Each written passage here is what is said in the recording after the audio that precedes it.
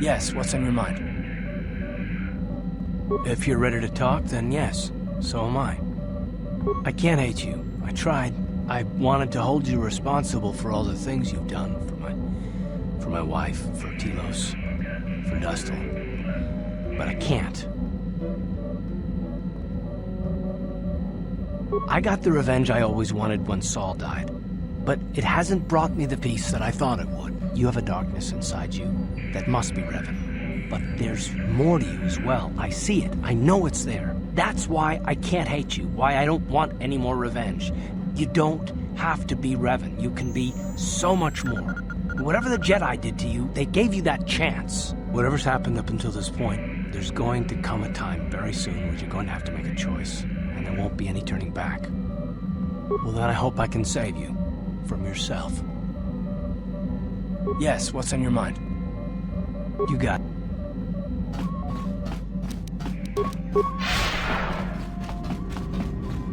How can you possibly be Revan? The Jedi whose troops saved me on Taris. It was Revan, leading an army out to defeat the Mandalorians. It was you. You are nothing like the one who saved me on Taris.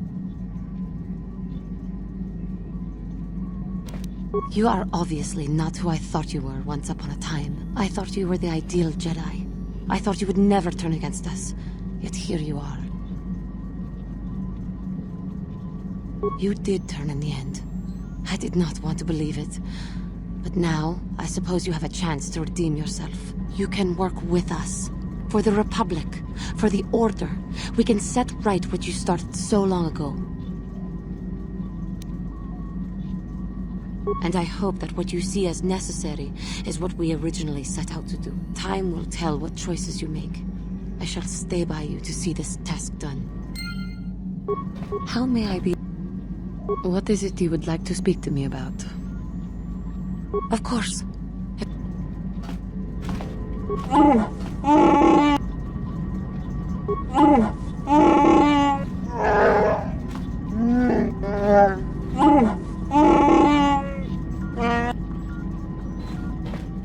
Good man. Hey there, what can I do for... It seems to me that if you don't really remember anything about being Revan, then it doesn't really matter anymore. You are who you are now, right? I don't see the Sith Lord standing here. I see a friend who's been with us through thick and thin. Remember, Malik's the one who tried to destroy Taris. Hey there. It seems... Hey there, what...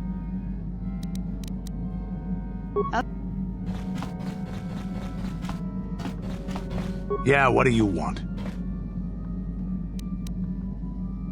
Working for Davik was like driving a spike through the side of your head. Sure, you got something new in there, but in the end, you've lost something as well. Beating up people who wouldn't or couldn't pay, strong-arming his competitors, killing who he said. It was busy work, nothing decent. Maybe. I've killed many people. I can't say I'm proud of it, but I have. Criminals, competitors, businessmen, police, women, children. Jedi were a better challenge. Damn. But they hardly ever poked around in the Undercity. Until you came along. But I never wanted to challenge you. Never felt the need. Maybe I knew I couldn't win. Just like all those years ago. Yeah, probably. You probably would have beaten me again. Maybe you would have. But you're not who you were back then. I can tell. You've changed. And maybe I have to. I remember a time when I could do anything I wanted. Kill, maim, murder. It was all the same to me. But now that I am older, I can look back and regret. I look back and regret all the chances I had as a warrior. And then all the chances I've had since then. I shouldn't be getting like this. Not when so many other things are happening, but... It feels like something has changed inside and I don't know what it is. This is unbecoming a warrior. Let's get on with everything before I start getting sentimental or something. Is there something else you want to know? Yeah, what? I'm not happy with the way my life has turned. I'm not the Mandalore I once was. I don't even think I'm the merc I was when I joined you. I think I need something more than killing and fighting in my life. I need a purpose or something like that. The way the Mandalorians, we fought, it holds no appeal for me. To rape and ravage worlds for the thrill of battle. It gets old. Very old. Honor in battle, cheating death, comrades in arms. The code of the Mandalore. I think I'm something different now. Maybe more, maybe less. I don't think there is really any place left in the galaxy for the Mandalorian clans like they were. I don't know if I can go on forever fighting as I have. Even warriors get insightful in their old age. Once my time with you is done, once you have moved on to greater things, I'll find my own way once again. Maybe the Mandalorian clans will be reborn again. Maybe even under the Republic, or the Sith. But dreaming about the future is stupid right now. We should get down to our business and finish it. If we survive all this, maybe we could talk about it then. Is there something else you want to know? Your choice. Yeah, what do you... Statement. HK-47 is ready to serve, Master.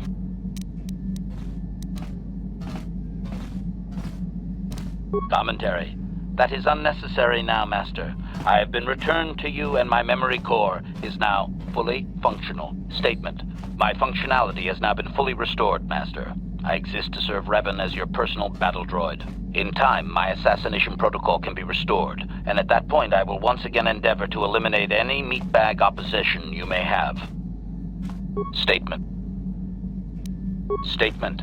Yes, Master. You created me shortly after you and your apprentice began your war to conquer the galaxy. I was sent on an assassination mission into Mandalorian space, but I was damaged and unable to return to you. Exclamation. I find this most distressing. I could certainly have protected you from the Jedi and your pupil's betrayal had I returned.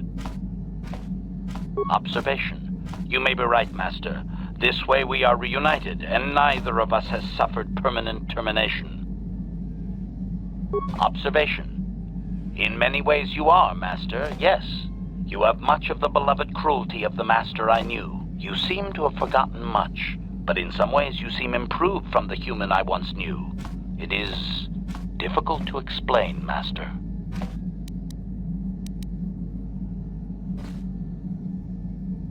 Commentary. Your former pupil is efficient and brutal, even for an organic. I rather liked him when you first introduced me to him. If I had known what he would do to you, Master, I would have gladly removed his entrails right then. Answer. It was you who programmed me thus, Master. Your pupil once asked me what I thought of him, and I informed him of his meatbag status. He was unimpressed, but you found the reference humorous. You changed my programming so that I would continue to use the term. It drove your pupil to extreme lengths of frustration. Observation. Of course you do, Master. You did then as well. Answer. No, Master. You never did make me privy to any of the Starforge's secrets. As you desire, That's fucking amazing. Malik is the original meatbag. He's OG meatbag. And you played this game so many times and you always learn something new.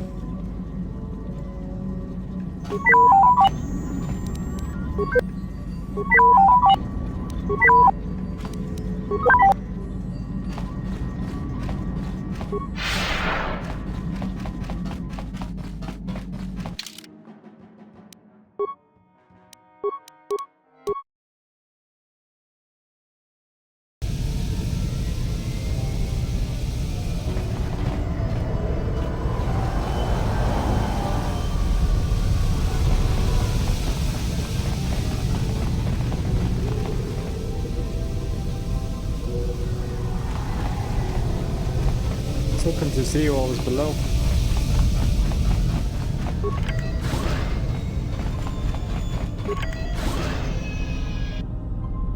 You Republic people are so pathetic, sitting around groveling at the table scraps the galactic senators deign to give you.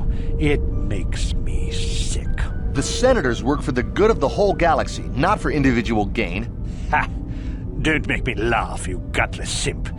It's the destiny of weak-minded fools like you to be ruled over by the strong, like we Sith. I'm warning you. Don't push me or you'll get just what you're asking for. Try it. Just try it.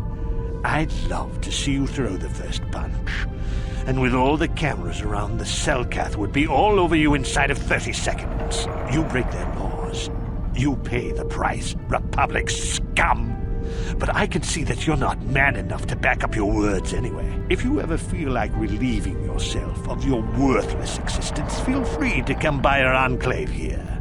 We have many, many ways to fulfill your wish.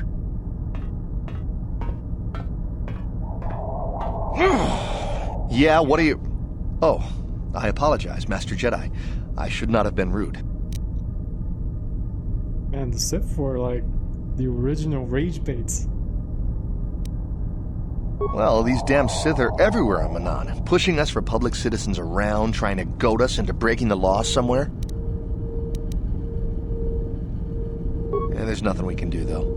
The Selkath want to maintain their neutrality, and they enforce it very strictly. So, we just have to sit here and let the Sith insult us, and we can't raise a hand against them. Otherwise, the Republic will face severe KOTOR export restrictions, and that could lose us the war altogether. It's big. Real big. Actually, it's pretty much the only real city on the entire world.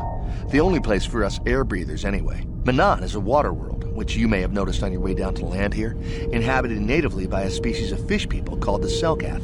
They built this city to cater to us off-worlders, and as a base of operations to export kolto, which is the only real thing they have to trade here.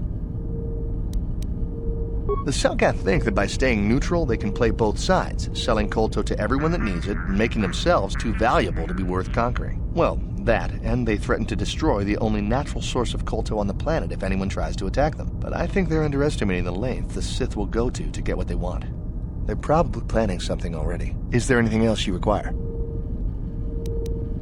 A star map?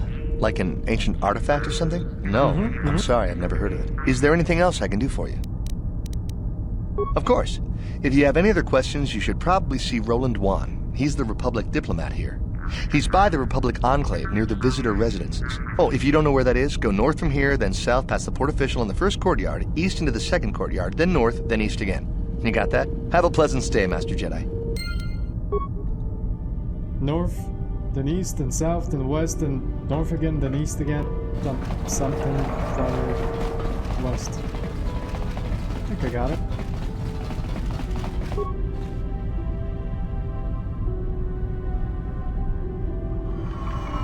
Ikukuno no ba mulirati kun. Tonghit kun tonti. Ronda di hotonga kun honkabi.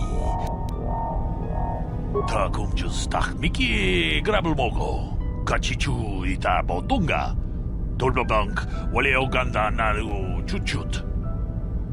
Ke puna bunanai chachu jinba chi gratu loda pograshi oniu komba jintono muchuba loda dita kun it ronda di hotonga kun hankabi on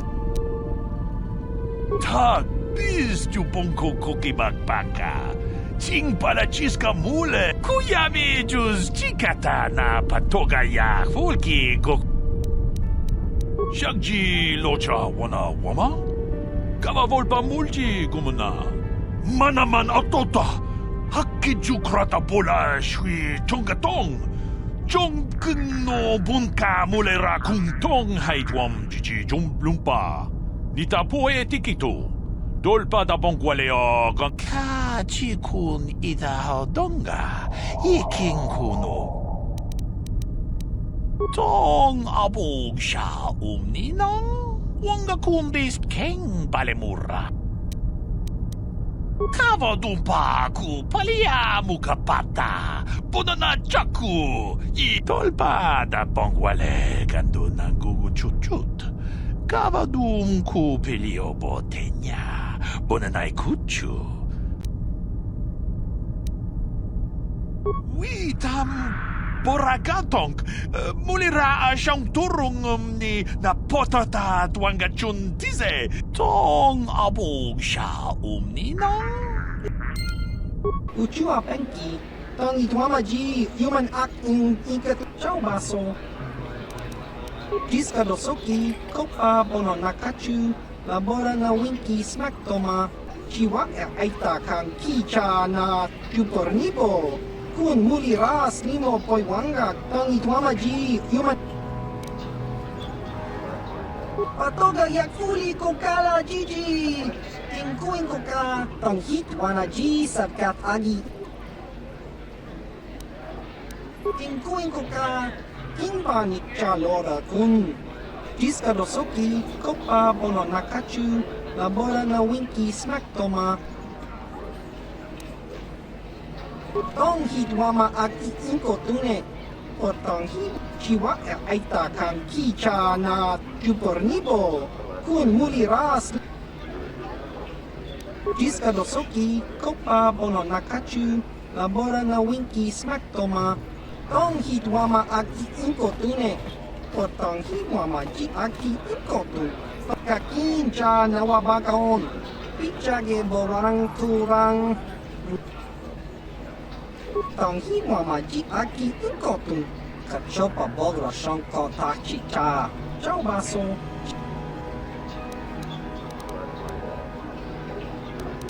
Kimba no konik lota.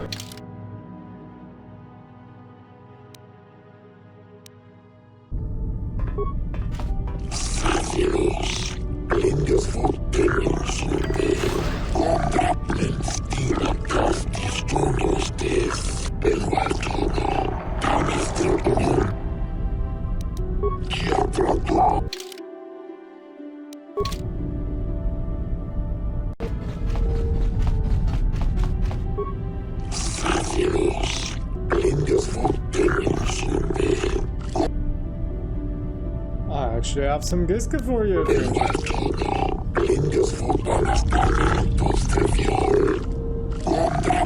Why not?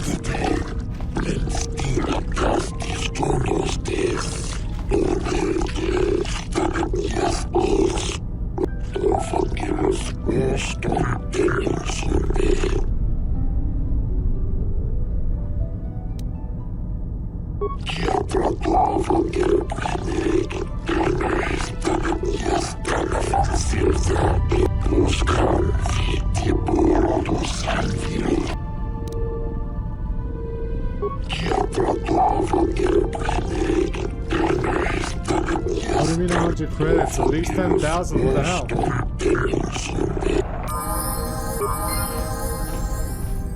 A 100 credits for a ship full of Giskas. I'm speechless. Hey, stranger! Mysterious stranger! Wow, look at you! A Jedi! Huh, no wonder I could never beat you. It's Man, me, it's Duncan. Deadeye Duncan, from the dueling arena on Terrace, remember? I'm glad to see you made it off Terrace alive. Things were pretty bad when the Sith started their bombardment. But I guess getting off the planet would be easy for a Jedi, huh? Oh, there was a handful of us who made it out. The lucky ones. I survived by breaking into the military base, overpowering a dozen Sith soldiers and stealing one of their own ships. Well, when the bombing started, the Sith sent down a bunch of autopiloted ships to evacuate soldiers from the planet. I saw one and I figured it was a rescue ship, so I ran up to it. A Sith patrol was approaching from the other side, getting ready to board. When they saw me, they all pulled their blasters, but it takes more than a dozen armed Sith soldiers to slow me down. Well, to tell the truth, I didn't actually take the Sith out. A building fell on them. A chunk of building, actually, from the bombing. Crushed the whole bunch of them. Very messy. So there I was, all alone and standing by this empty evacuation ship. I climbed on board, overrode the autopilot controls, and lifted off into orbit. The ship had all the Sith launch codes programmed in, so I didn't have to worry about being blasted from the sky. I just played it cool and tried to fly casual. In the confusion of the bombing, nobody paid any attention to my one little ship slipping away from the fleet. Once I was out of scanner range, I knew I was home free. I've decided to become a mercenary. came here looking for work. I heard the Republic was hiring. But they weren't interested in me. Guess I made a mistake by telling them who I was. They'd heard of me. Seems like everybody's heard of me. The legend of Deadeye Duncan, the worst duelist of all time, spread far and wide across the galaxy. Makes it hard to earn a living, you know? I have no idea.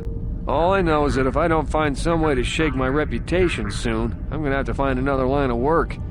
It's too bad. Hey, wait a minute. You're a Jedi now, so you probably won't be doing much dueling anymore, right?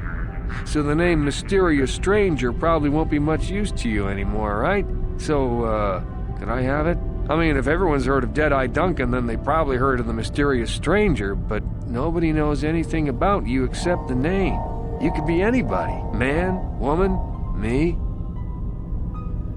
If I say I'm the Mysterious Stranger, who's gonna know? There'll be celebrity tours, maybe some endorsements. I could milk this thing for months. Well, right up until people see me fight. What do you say? Fame? Celebrity? You don't need that. You're a Jedi. But I'm just a guy trying to earn a living. Come on, give me a break. How can you say no to this guy?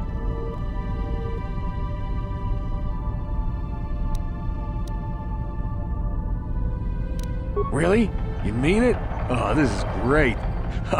No more jokes, no more snickering. When I tell people I'm the Mysterious Stranger, they'll finally treat me with respect. Thanks a lot, stranger. Oops, guess I shouldn't call you that now. People will think I'm talking to myself. Anyway, I should be going. I'm heading off planet to look for work. Shouldn't be too hard now that I'm the Taris Duel Champion. It's good seeing you again, and thanks.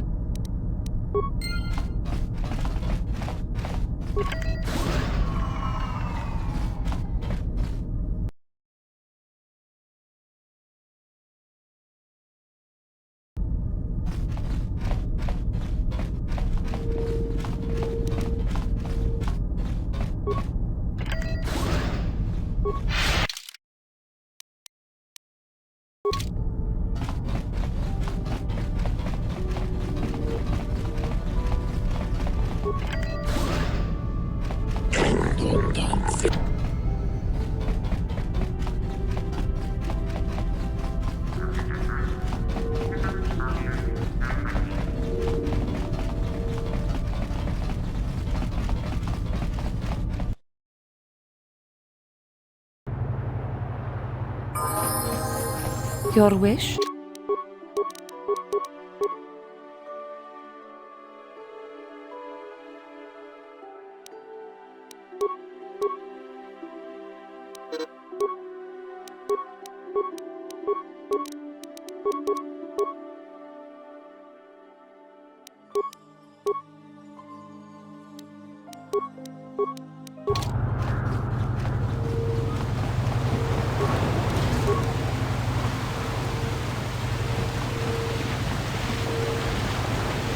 Dorci nam rozrunta?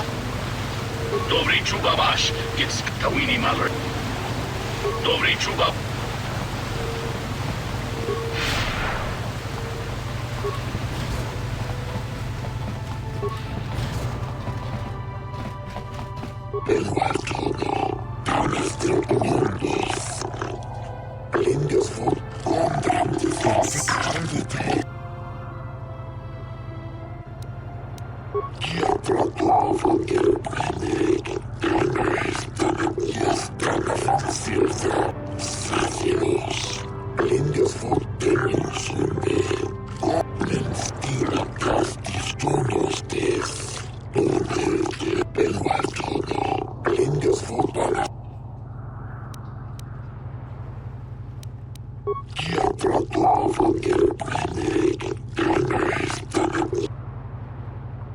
We're not paying for that. The Jedi Council wouldn't approve, but they always were a little stodgy about using the Force on people. Sometimes you gotta do what you gotta do.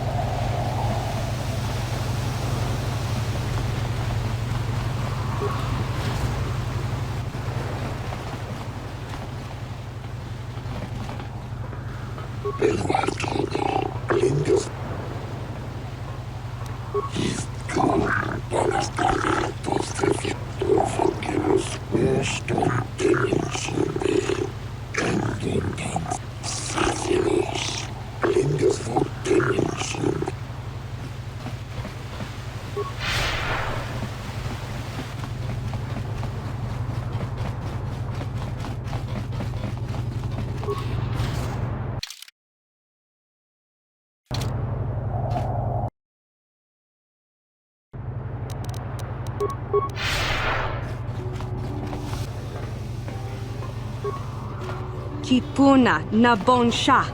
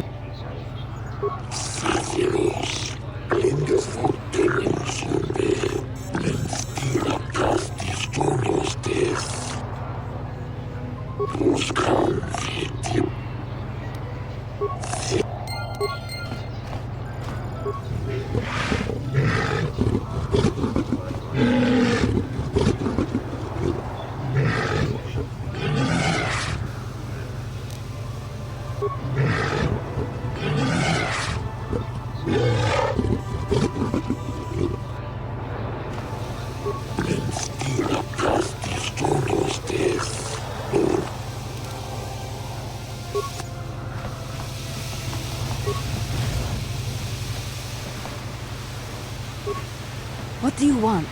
I don't waste time with fans. So if this is about an autoprint, wait a minute. You're no fan. You're the... What? Are you threatening me? On Manaan? You know how foolish that is, right? Not here, you won't. There are cameras everywhere, looking for just your type. Criminals like you are shipped off instantly. Go away. Manaan isn't very friendly to bullies.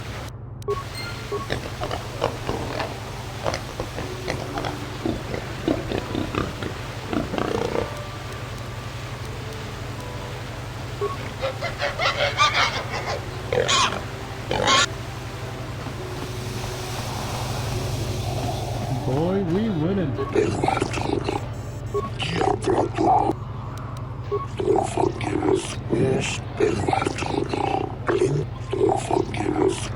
Only 250.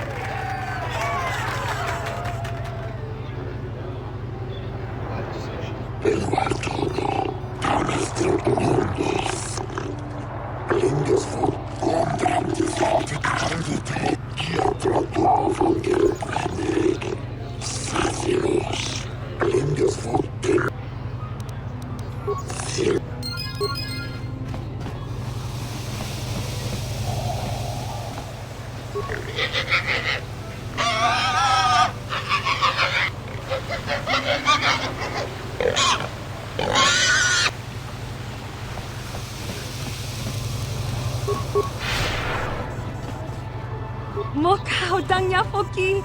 Chachiska to punta kakaspaka. Vano oto.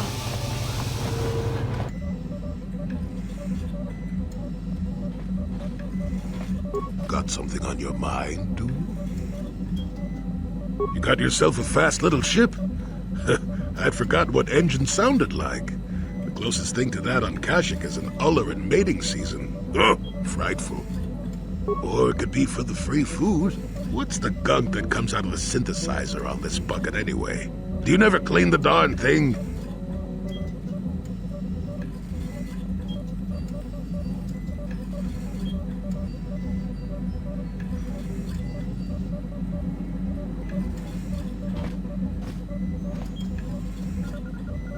I'm old, damn it.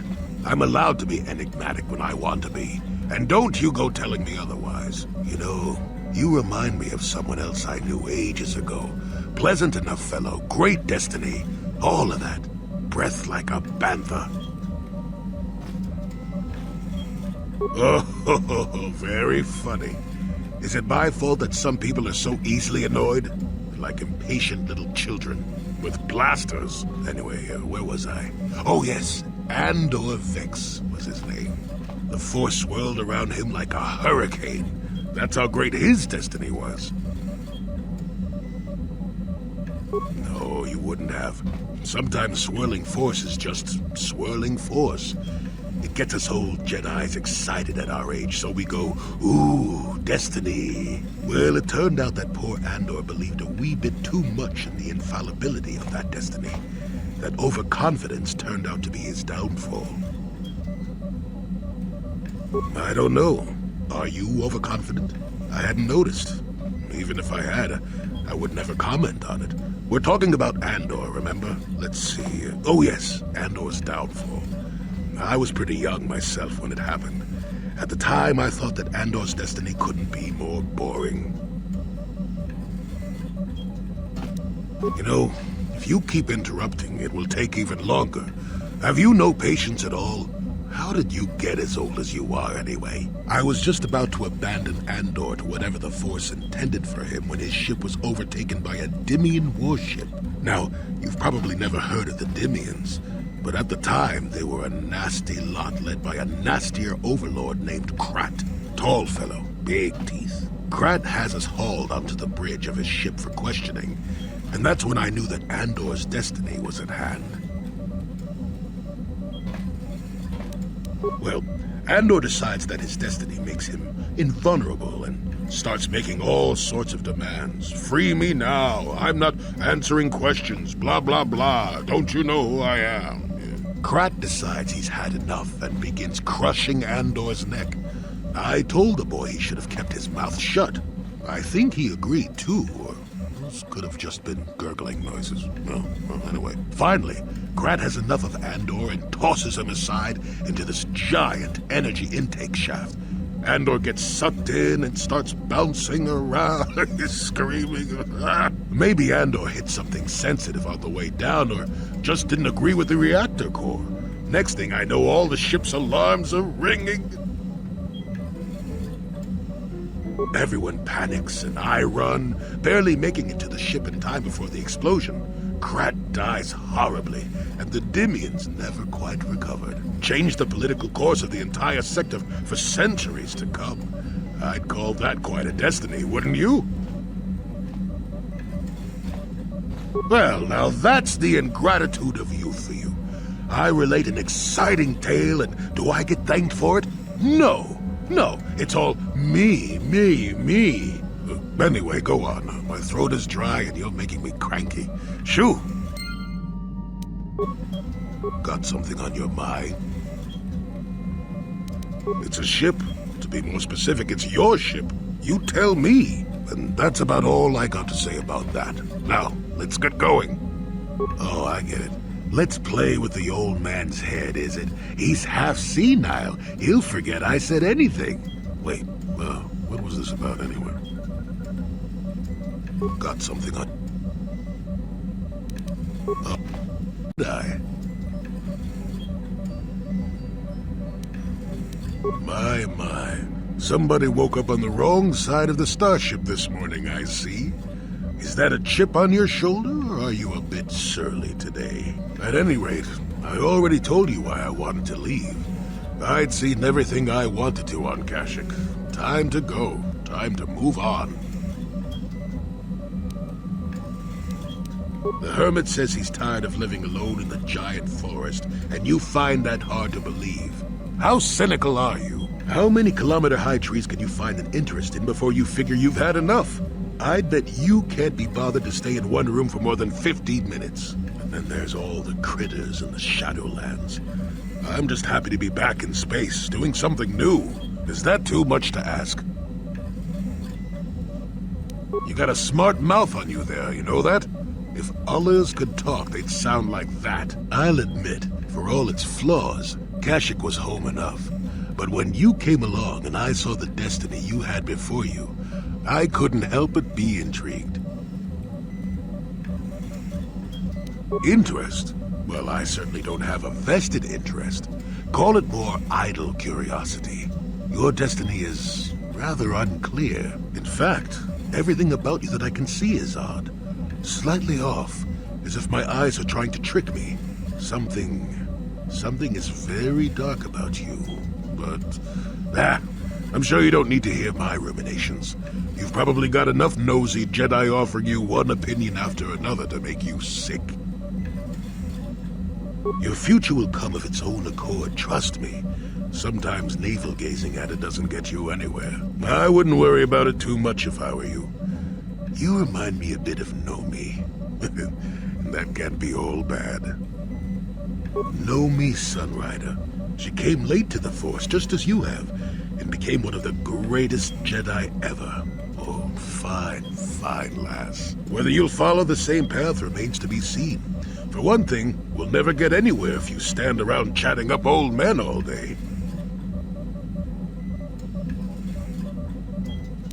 Nonsense. If I ever refused to help you when you asked, how confused can one person be anyway? One thing I will say is that this little escapade does remind me a bit of my adventuring days before the war. Those were exciting times. Or at least it would remind me of those times if we didn't stand around. What's keeping you? You're too young to be so talkative. Shoo! Got something on your mind, dude?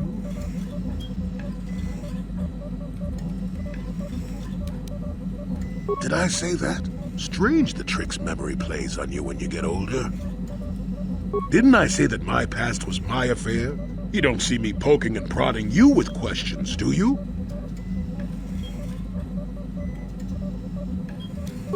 I might be, but a mouthy young thing like yourself shouldn't get to call me an old coot, damn it. And besides, you don't really want to hear about me. We're talking ancient history, probably before you were born. History bores kids. Proven fact. Oh, fine, fine. Have it your way. Just don't cry about it later. Yes, I was an adventurer. Happy now? I wasn't even done with my Jedi training back then. I had a full head of hair and an eagerness to see absolutely everything. Sound familiar?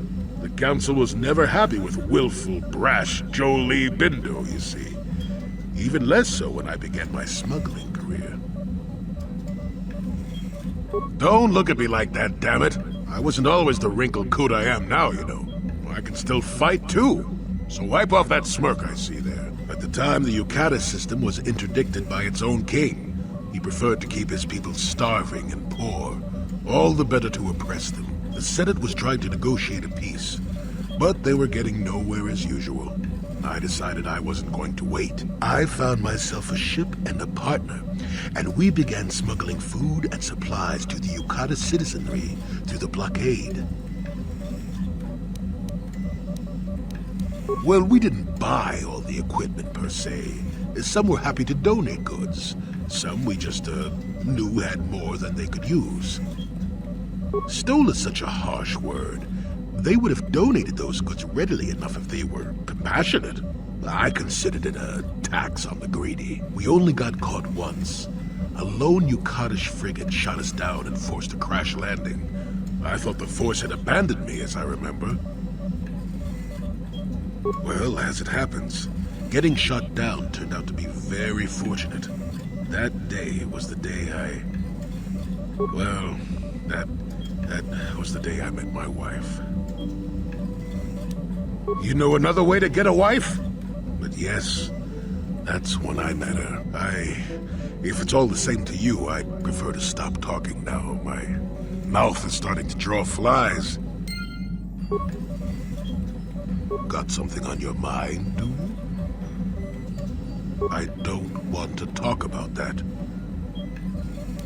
Now that's a unique method of getting someone to talk. Thunder about like a bantha in a circuit shop. Does that work for you often? Let me tell you something. Once you've lived as many years as I have, you'll have yourself a long, long list of memories. If you're lucky, most of them will be good. If you're not, some will be bad. If you're really unlucky, some will be so bad you'll never want to be reminded of them again, ever. You'll go far away to a place that doesn't hold any memories at all. And there you'll be happy just to forget and be forgotten. Let me ask you this. Have you ever been in love? Truly in love, I mean, and not simple infatuation. Exactly. You're still at the beginning of your life. There will be men in your life, perhaps many men. But if you're fortunate, you'll find love once. The Jedi, with their damnable sense of over-caution, would tell you love is something to avoid. Thankfully, anyone who's even partially alive knows that's not true. Love doesn't lead to the dark side. Passion can lead to rage and fear, and can be controlled. But passion is not the same thing as love. Controlling your passions while being in love, that's what they should teach you to beware. But love itself will save you, not condemn you. Listen to me go on as if I had all the answers. What do I know of love anymore? I'm just a lonely old man who's not even a Jedi.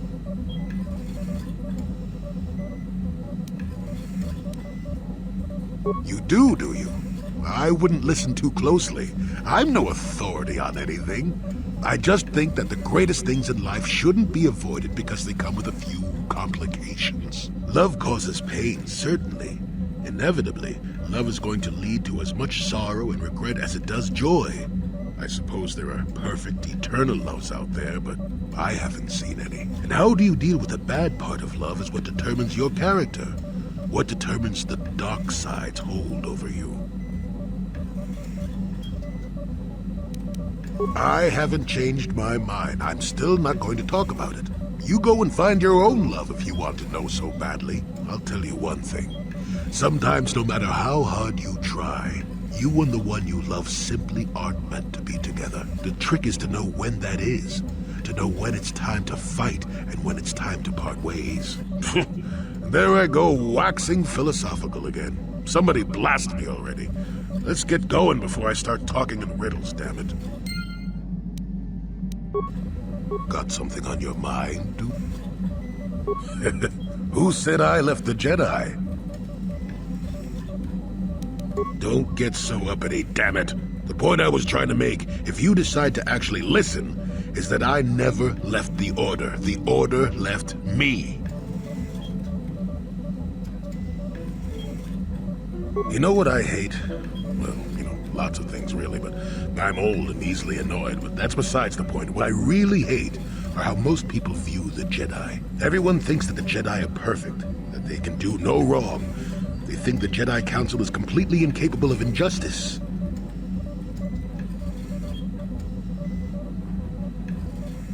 Quiet, you. I'm not talking about me. I'm talking about the Jedi as a whole. They are just as capable of imperfection and injustice as anyone else, as you can obviously see. And I'm not even talking about how some of us fall to the dark side. No, that's plenty indication of our fallibility, but it's something else entirely. No, I'm talking about how more than often not, your average robe-wearing Jedi can try to do the right thing and still be completely wrong. No, the Jedi always treated me well. It would be foolish and untrue to say otherwise. That's not what I meant anyway. Come to think of it, I don't have to be clear. Someone my age is entitled to ramble, damn it. But for your sake, I'll try to explain. I'll tell you a little tale about a Jedi master I once knew. Hortath, I think. Or was it Hortoth? I can never get it straight. Where was I then? Oh yes, Master Hortath. He was a kindly old Jedi who meant well, but the most nearsighted thing in the Corps, I swear. He would walk into walls, knock over tables, mistake apprentices for rancor beasts, that sort of thing. And he was too proud to submit to proper treatment. Some used to counsel him in the urge to use the Force, Master Hortath. Allow the Force to see for you. But he refused to believe that his eyes were failing. He simply squinted more and more as the years went on. The other Jedi resignedly passing it off as the amusing quirk of a compassionate old man.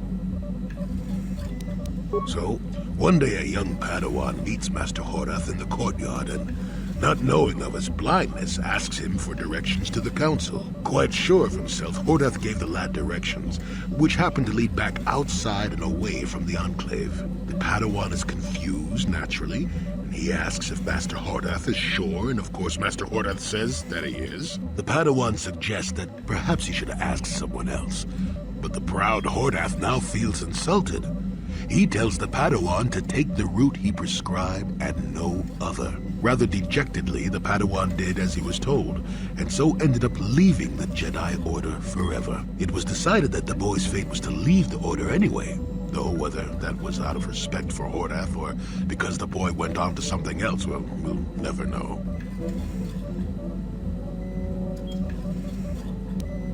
No, both of them were from before my time. Well before the Sith Wars, even. The tale is about blindness, and I thought the point was clear. At any rate, you think about it. You're the one who asked why the Jedi left me, remember? Now let's get going. My feet are itching for a good run. Got something up.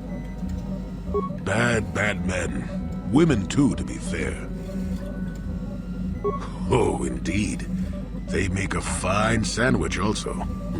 But don't tell the Jedi Council I said that. And just what gave you the impression that I know anything more about the Sith than you do? Oh, that's right. Damn the ears of the young. I was expecting you to be your usual inattentive self when I mentioned that. So it's true, yes. I fought plenty of Sith. That was during the time of Exar Kun. Oh, 40 years ago now. Has it been that long? No, of course not. The Sith have come and gone for ages. They were not called the Sith many thousands of years ago, perhaps. But the dark side was always present, without a doubt. Oh, sure, occasionally the light side comes close to vanquishing the dark. But the dark always returns. The fact that Exar Kun was defeated didn't mean the Sith would never return, as they obviously have now. Everyone knows that. That is not a pleasant time to remember. After Exar Kun fell to the dark side, he attempted to recruit other Jedi to his cause. What surprised us, what took us completely unprepared, was how utterly successful he was. Many Jedi joined him and became Sith themselves. Why they did, I will never truly know, but they did. Battle broke out throughout the Order, pupil against master. We fought ourselves. Yes, more than difficult. Next to impossible.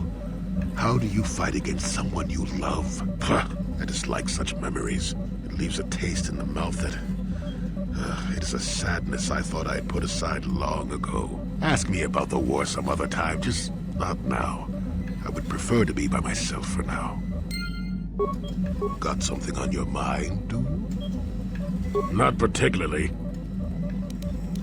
I suppose you're going to nag me until I cough it up, aren't you? Nothing is private anymore, it looks like. There's no escaping it, I guess.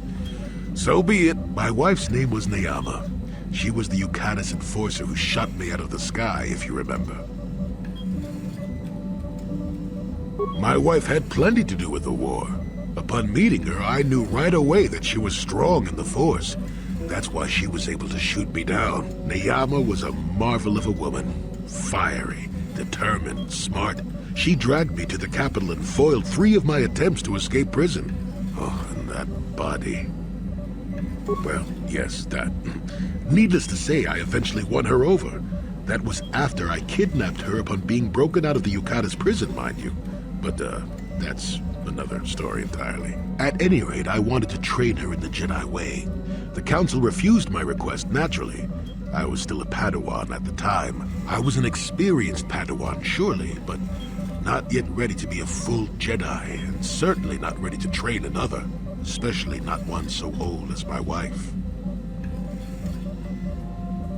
I did. I wasn't the first, and I won't be the last. The problem with self-righteous folk is they think they're more right than everyone else. I believed in her and trained her in secret. I ignored her willful nature. I loved her too much to see fault in her. She loved me too. I know she did. At the time, our love was a shared bliss. Better than anything I had known before or since. Exar Kun is what happened. Neyama was inspired by Exar's promises of a new golden age. She wanted to join him. She came to me, pleading with me to throw aside what she called the decrepit trappings of the Jedi, to join her in Exar's war. I pleaded with her to reconsider, to think about all that she was throwing away, to think about what she would become. She would have none of it. Finally, in frustration, she attacked me. She drew her lightsaber and attempted to strike me down.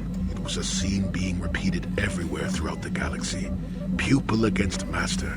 In my case, it was a long and terrible battle, but I defeated her.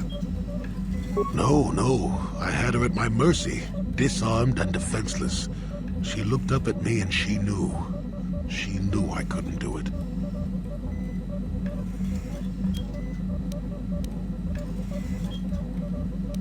Yes, I think she truly fell the moment she raised up her saber against me. I've played that instant in my head so many times, and I let her go. To my shame, she went on to kill many Jedi during the war, until she herself was slain in the final battle. I grieved for her death, inevitable as it was, even as the Jedi Council put me on trial for my actions once the war was over. I had trained Neyama against their wishes. I had failed to kill her when I had the chance, and she went on to kill others. Not to mention that I had remained a Padawan throughout the war. Or formality, perhaps, but with a trial, it had to be decided if I was worthy to become a Jedi at all. It was a travesty, of course. I told you that even the Jedi were capable of great injustices, didn't I? But I deserved to be tried. They found me innocent, even though I deserved every punishment and more. They let me go. Mitigating circumstances, they said. I deserved compassion, they said. They said I had learned wisdom the hard way. For all I had done during the war, they wished to raise me to full Jedi status at long last. That was when the Jedi left me. That was when they failed me. They may have been able to forgive me. I could never forgive myself. Yes, I do, I suppose. Does that surprise? It is all so long ago, lost in the winds, I suppose. Nobody cares what an old man believes anymore, do they? Let's continue on with the task at hand. I would prefer to think of the present today. Got something on... Oh, that was not until many years later, to tell the truth. I spent quite some time wandering the galaxy. Why wouldn't they? I had refused my promotion to Jedi. I was a Padawan who had left the Order, nothing more. I traveled from one civilized system to the next, never staying long. I don't even think I knew what I was searching for. It wasn't as if my travels were pleasant either. There were plenty of folks who distrusted the Jedi after the war, or worse. I suppose so.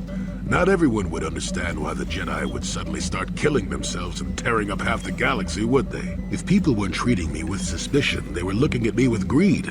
I don't know how many thought they could make use of me for their own ends. I got so sick of the treachery and deceit. I left the civilized parts of the galaxy and headed instead for the uncivilized parts.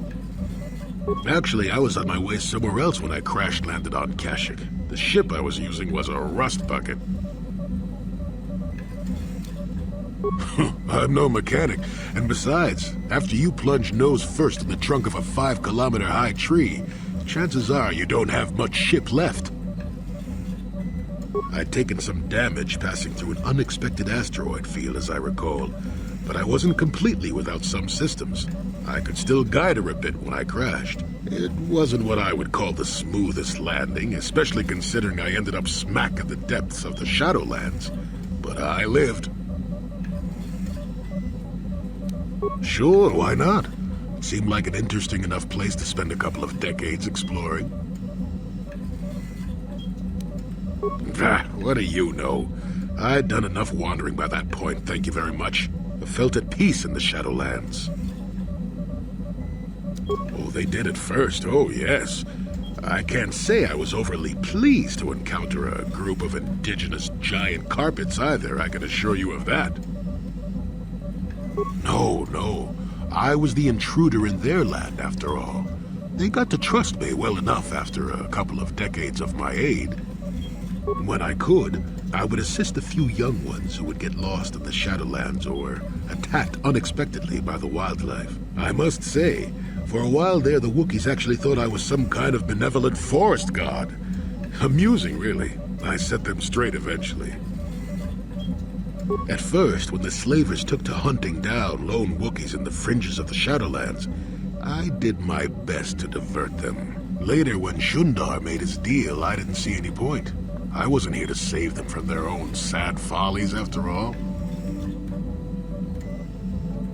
Not really.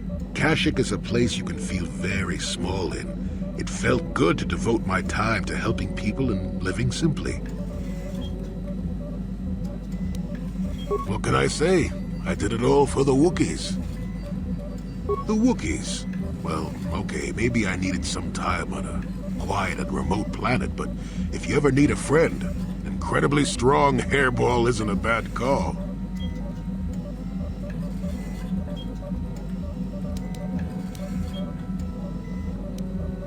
I suppose I am, in a way, despite the smell. For a race of gardeners, they've developed quite interestingly. You remember the alien computer, correct? Kashyyyk was meant to be an agricultural planet. The Wookiees were made for a reason, or at least that's what I'm thinking. But I'm an old man who's had a long time to develop that opinion, so don't argue with me. At any rate, we should be moving along, don't you think? If you sat around this long in the Shadowlands, attack would eat you. Got something on you. Are we back to that again? What's the best way for me to approach this? Perhaps it's time for a little story. You just keep quiet there, you. I've had to put up with all your busybody questions, haven't I? Well, now you'll listen to a story, damn it. Now, where was I? Oh, yes, the story. You almost made me forget about it. Nice try, but I'm not that old just yet. Now then, a young man sees a terribly venomous snake in his small village. Nervous, he watches the snake carefully until it leaves. The young man follows the snake into the forest. He clears the branches out of its path and helps it over obstacles. He even works to keep it fed. Shush! Many nights pass, and still the young man continues to follow the snake. He even follows it into the sands of the great desert. In the desert, the snake eventually grows hungry. It turns and bites the young man.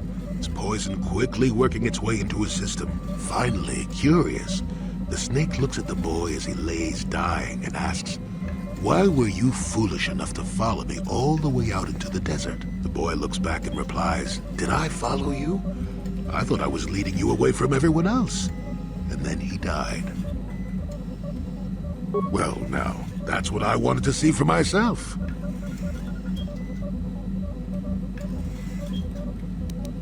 The real question is whether or not I'm as frightened as I should be, isn't it? I've told you before that you have a destiny before you. This does not mean, however, that your future is already written.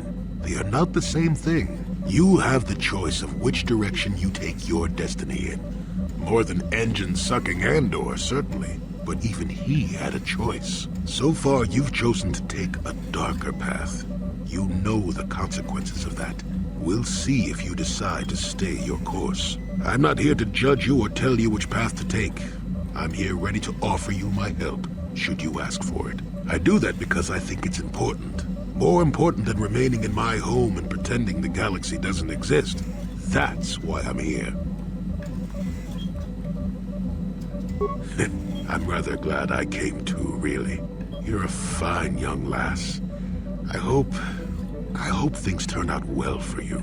Now then, I've chatted enough for one lifetime. Let's get this show on the road, shall we?